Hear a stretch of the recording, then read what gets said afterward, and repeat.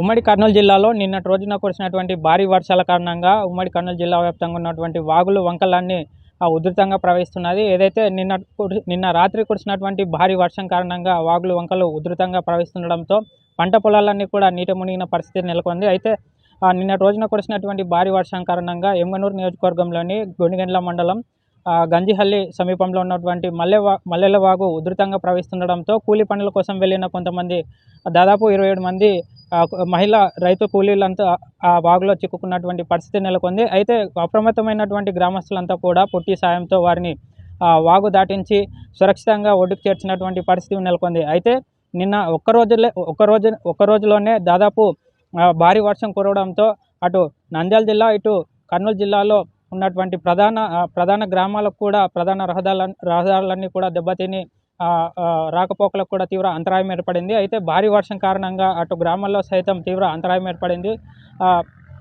గ్రామాల్లో దాదాపు మోకాళ్ళ లోతు నీళ్లు వర్షపు నీళ్లు రావడంతో గ్రామాల్లో కూడా కాస్త ఇబ్బందికర పరిస్థితి నెలకొంది. అంతేకాకుండా నిన్నటి రోజున కురిసినటువంటి వర్షం కారణంగా ఏదైతే గ్రామాల్లో విద్యుత్ కూడా అంతరాయం ఏర్పడింది. అంతేకాకుండా కర్నూలు జిల్లాలో సైతం భారీ వర్షం కారణంగా వర్షపు నీరంతా కూడా ప్రధాన రహదారులపై ప్రవహిస్తుండడంతో వాహనదారులు కూడా తీవ్ర ఇబ్బందులను ఎదుర్కొంటున్నారు. ఏదైతే నిన్న కురిసినటువంటి అతి భారీ వర్షం గతంలో ఎప్పుడూ కూడా కురవలేదంటూ కొంతమంది స్థానికులు కూడా తెలుపుతున్నారు.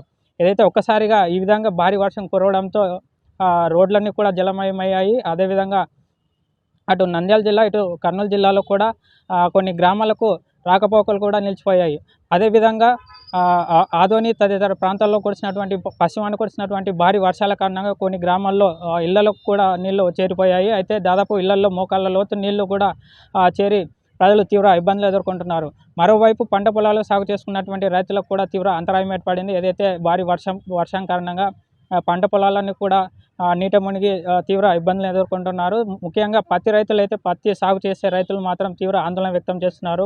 పంట చేతికొచ్చే సమయానికి ఈ విధంగా వర్షపు నీరు పంట పొలాలను ముంచెత్తడం చాలా బాధాకరం ఉందని చెప్పేసి రైతులు కూడా ఆందోళన వ్యక్తం చేస్తున్నారు. ప్రభుత్వం నీట మునిగిన పంట పొలాలను తక్షణమే పరిశీలించి తమకు భరోసా కల్పించి కాస్త ఏదైనా పరిహారం చెల్లించాలని చెప్పి కూడా రైతులు ఆందోళన వ్యక్తం చేస్తున్నారు. మరోవైపు ప్రజలు కూడా అటు గ్రామీణ ప్రాంతాల్లో ఉండేటువంటి కళాశాలలు పాఠశాలలో కూడా భారీగా వర్షపు నీరు వచ్చి చేరుతుండడంతో పాఠశాలలో కూడా నిన్నటి రోజున సెలవు ఇచ్చినటువంటి పరిస్థితి మనం చూస్తూ ఉన్నాం.